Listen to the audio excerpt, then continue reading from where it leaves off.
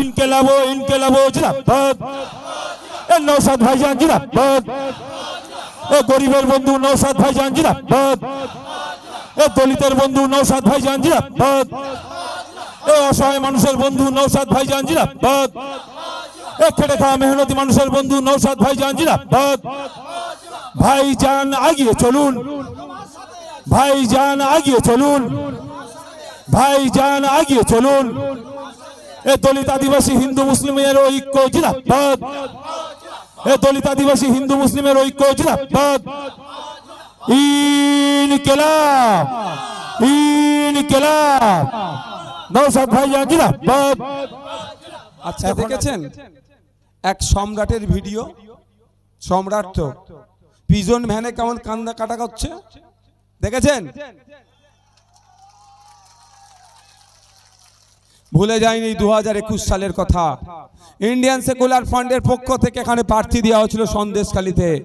14,000 প্রায় 15,000 ভোট পেয়েছিলাম, 7% ভোট পেয়েছিলাম এত হিংসার পরেও। যদি ওই সমস্ত সমাজ বিরোধীরা যদি অন্যায় না করতো, মানুষকে ভয় না দেখাতো, মানুষের ভোটাধিকার না কেড়ে নিত, আমার ভরসা ছিল সন্দেশখালী থেকে আমরা হেভি পার্সেন্টেজ ভোট দিয়ে এখানকার জনপ্রতিনিধিকে দেশে রাজ্যের আইনসভায় পাঠাতে পারতাম। সত্যি একটা জিনিস খুব খারাপ লেগেছে, একটা জিনিস আমাকে খুব খারাপ লেগেছে। আমরা কিন্তু প্রতিবাদ করেছি যখনই জানতে পেরেছি সন্দেশখালীর আমার দলিত মায়ের উপরে অত্যাচার হয়েছে, সন্দেশখালী আমার আদিবাসী মায়ের উপরে অত্যাচার হয়েছে, সর্বোপরি সন্দেশখালী মানুষের উপরে অত্যাচার হয়েছে। আমরা আমাদের প্রতিনিধি দলের মাধ্যমে সন্দেশখালীতে পৌঁছানোর চেষ্টা করেছিলাম। অপদার্থ রাজ্য সরকার প্রশাসনকে দিয়ে আমাদেরকে মাঝপথে আটকে দিয়েছিল। মাঝপথে আটকে আইএসএফ ক্ষান্ত হয়নি, তার প্রতিনিধিদেরকে নিয়ে লোকজনকে নিয়ে এসপি অফিসে আমরা ডেপুটেশন দিয়েছি। শুধু এসপি অফিস ডেপুটেশন নয়, এখানকার একাধিক থানাতে আমরা চিঠিতে লিখিত জানিয়েছি অবিলম্বে সন্দেশখালীতে যে সমস্ত সন্ত্রাসী লোকজন আছে, সমাজ বিরোধী লোকেরা আছে, আমার আদিবাসী মায়ের উপর অত্যাচার করেছে, দলিত মায়ের উপর অত্যাচার করেছে, মুসলিম জমি জায়গাকে দখল করেছে, অবিলম্বে তাদেরকে গ্রেফতার করা হোক, তার আওয়াজ আমরা তুলেছিলাম। আমি আসতে চেয়েছিলাম, আপনারা জানেন আমাকে প্রিভেনশন অফ 151 দিয়ে এখান থেকে প্রায় 80 কিলোমিটার দূরে আমাকে আটকে দিয়েছিল। আমাকে ডিটেন করে প্রায় 5-6 ঘন্টা আমাকে লালবাজার সেন্ট্রাল লকআপে আটকে রেখেছিল। এত ভয় পাওয়ার কি আছে? জানে ভাইজানরা গেলে আলো সত্য উদ্ঘাটন হবে।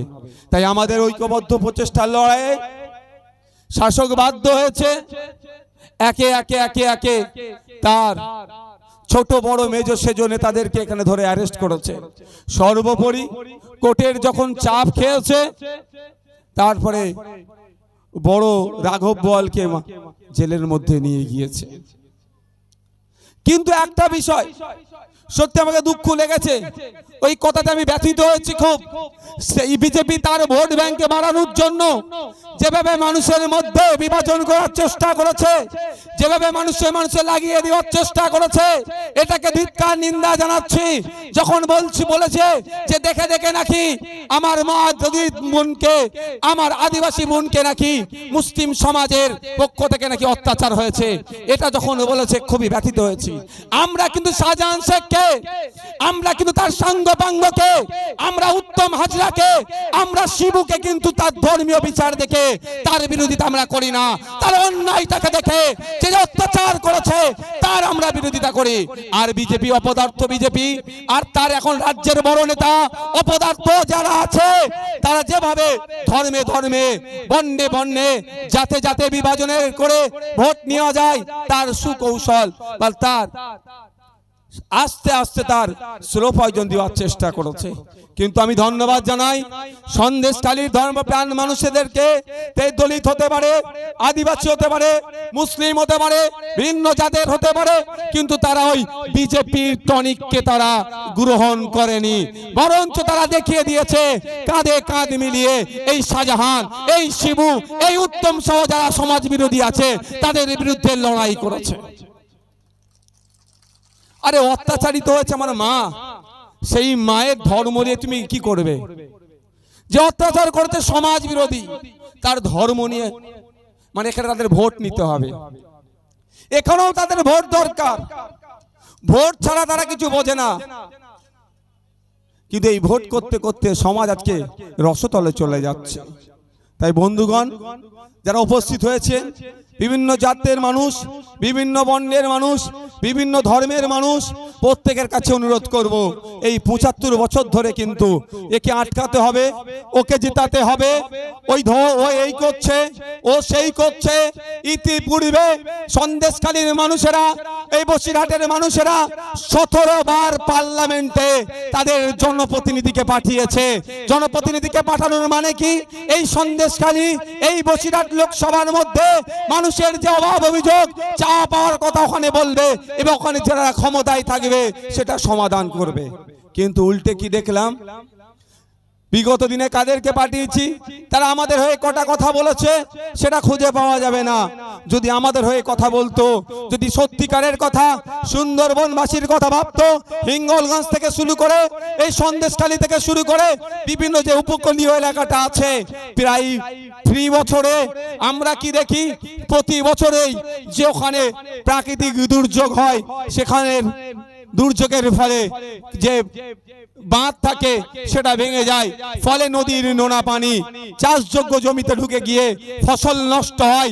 অনেক ঘেরি আছে, মাছ চাষ হয়, মিষ্টি জলের মাছ চাষের ক্ষেত্রেও নোনা পানি যখন ঢুকে যায় ওই মাছ চাষগুলো নষ্ট হয়ে যায়। এর স্থায়ী সমাধানের জন্য কি রাজ্যের আইনসভার মধ্যে, কি দেশের আইনসভার মধ্যে বলিষ্ঠ কণ্ঠে এখানকার জনপ্রতিনিধিগুলোকে বলতে দেখলাম না।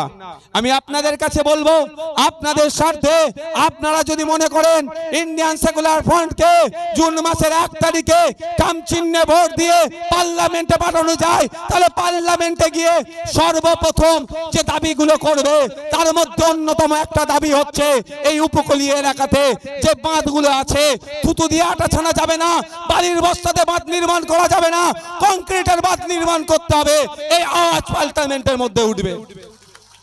যে আওয়াজ আমি বিধানসভার মধ্যে তুলি, বারবার বলেছি, যদি মানুষকে সত্যিকারের অর্থে আপনি রিলিফ দিতে চান, মানুষকে যদি সত্যিকারের অর্থে তাকে শান্তিতে রাখতে চান, বিশেষ করে যেটা উপকূলীয় এলাকা আছে, যে বাঁধগুলো আছে, বিজ্ঞানসম্মতভাবে বাঁধগুলো নির্মাণ করা হোক এবং বিজ্ঞানসম্মতভাবে রক্ষণাবেক্ষণ করা হোক।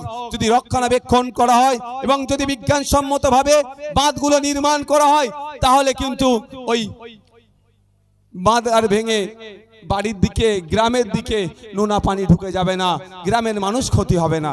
কিন্তু বন্ধুগণ, এরা করে না কেন? আপনারা কি এবারে মাথায় ভেবেছেন? এরা তো বলে সমাজের জন্য করব, কেন করে না ভেবেছেন? মাথায় আসে কি কেন করে না বলুন তো? বাঁধ ভেঙে গেলেই তো এদের পোয়া ভারী হয়ে যায়। কেন? বাঁধ ভেঙে যাবে, সরকার ঘোষণা করবে রিলিফ দেব, হাজার হাজার কোটি টাকা আসবে আপনাদের জন্য, আপনাদের রিলিফের জন্য। আপনার জমি নষ্ট হয়েছে, আপনার পুকুরের মাছ নষ্ট হয়েছে, আপনার বাড়ি ঘরদোর ভেঙেছে, আপনার ক্ষতিপূরণের জন্য, রিলিফের জন্য যে টাকাটা আসবে, তৃণমূলের দাদারা দিদিরা, এই শাহজাহান শিবু উত্তমেরা সেটাকে লুটে নেয়। আর যদি কংক্রিটের বাঁধ নির্মাণ করে দেওয়া হয়, তাহলে আর অন্তত 100 বছর এই উপকূলীয় এলাকার মানুষকে ওই ঝড় আসবে, ওই বুলবুল আসবে, ওই আফফান আসবে, ইয়াস আসবে, আরো কত কি আছে, আইলা যেভাবে ক্ষতি হয়েছে সেই অর্থে আর ক্ষতি হবে না। আমরা মানুষের কথা ভাবি। তাই আপনাদের বলবো, আমরা ইন্ডিয়ান সেকুলার ফ্রন্টের পক্ষ থেকে জনাব আখতার রহমান বিশ্বাস ভাইকে এখানে আপনাদের জন্য আমরা মনোনীত করেছি। তা আখতার রহমান বিশ্বাসের কাজ কি বর্তমানে আর ভোটে জেতার পরে তার কাজ কি, এটা আগে আমাদেরকে একটু জানতে হবে। আপনাদের জানিয়ে রাখি, এখন আখতার রহমান বিশ্বাস ইন্ডিয়ান সেকুলার ফ্রন্টের মনোনীত প্রার্থী, কিন্তু আপনারা যখন তাকে জিতিয়ে পার্লামেন্টে যাবেন, সে তখন আর শুধুমাত্র আইএসএফ থাকবে না, সে টোটাল সন্দেশখালী সহ বসিরহাট লোকসভার মানুষের চা পাওয়া অভিযোগ, অভাব অভিযোগ যেগুলো আছে, সে তৃণমূল করতে পারে, সে বিজেপি করতে পারে, সে সিপিএম করতে পারে, সে কংগ্রেস করতে পারে, বা আইএসএফকে ভোটও দেয়নি, তার দেখার বিষয় নয়। মানুষের কণ্ঠ হয়ে পার্লামেন্টে গিয়ে মানুষের হয়ে কথা বলবে। আমরা এমন লোককে পাঠাবো পার্লামেন্টে, সে জনগণের জনপ্রতিনিধি হবে। ভাবতে অবাক লাগছে, বিগত দিনে যাদেরকে আমরা পার্লামেন্টে পাঠালাম, পার্লামেন্টে গিয়ে টিকটক ভিডিও আছে, সেলফি তুলতে ব্যস্ত ছিল।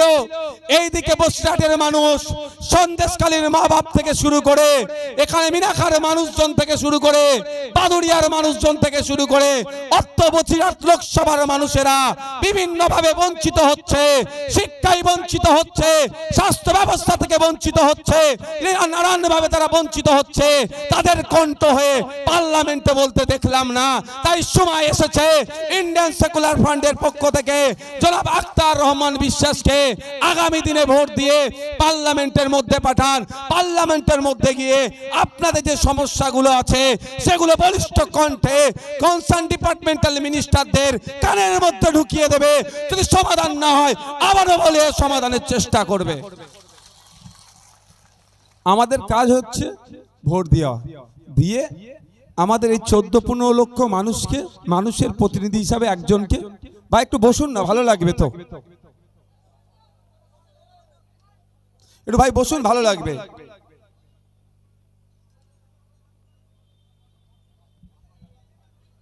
আজকে এখানে অনেক মানুষ আসতে পারেনি, বাজারে এসে চায়ের দোকানে বসে আছে, ভাইজানরা কি বলছে শুনবে, কিন্তু এই গ্রাউন্ডের মধ্যে এসে পৌঁছাতে পারেনি, সাহসে কুলোয়নি। তবে একটা কথা বলে রাখি,